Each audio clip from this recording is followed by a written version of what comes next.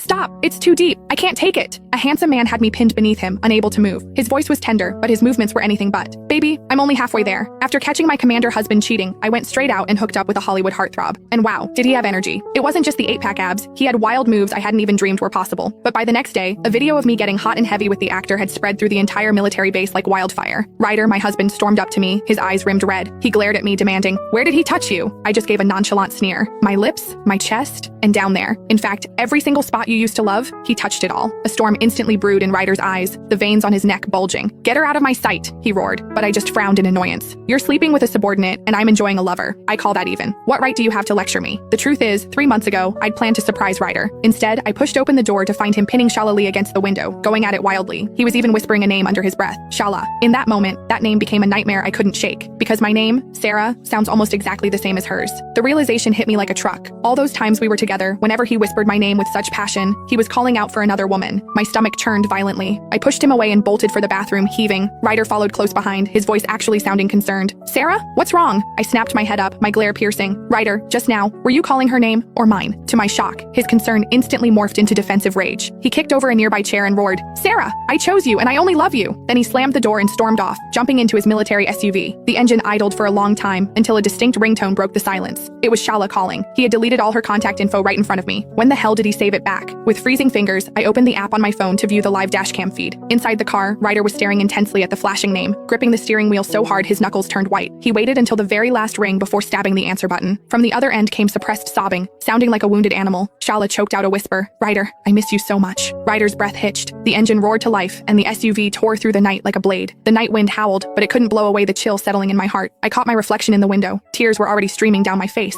The car soon pulled up outside an officer's apartment complex. Rustling sounds came through the dashcam audio, followed by Shala's whimpering moan. "It hurts." And the husband who swore he loved me replied, his voice so raspy it was barely recognizable. "Take it. Even if it hurts, take it." What followed was a night filled with heavy breathing and frantic kissing. It sounded so desperate, so primal. I stood by the window all night, listening to every second of it. Only when the first light of dawn broke did I move my stiff body to retrieve the divorce papers. I had forced him to sign a clause earlier. If he cheated again, all assets and property would automatically transfer to me. I deliberately signed my name and took the document straight to the legal assistant's office on base. The lawyer reviewed it and looked up. "Once filed, your marriage will be officially dissolved." I dragged myself home on shaky legs to find Ryder already waiting. Seeing me, he looked impatient. "Where the hell have you been? Stop using suicide threats to manipulate me," he snapped. "Is that all you know how to do? Torture me with these stunts?" I stared at him, my heart turning to ice. So, my near-death accident back then, in his eyes, it was just a ploy for attention. It didn't matter that I'd lost 15 pounds from the stress, or that I'd mentally collapsed to the point of nearly falling off a cliff. Seeing how pale I was, Ryder's tone softened slightly. He reached into the car and pulled out a box of strawberry pudding. "Here," he said, looking like he expected a medal. "It's your favorite. I drove halfway across the city just to get it for you." But looking at the packaging, I felt sick again.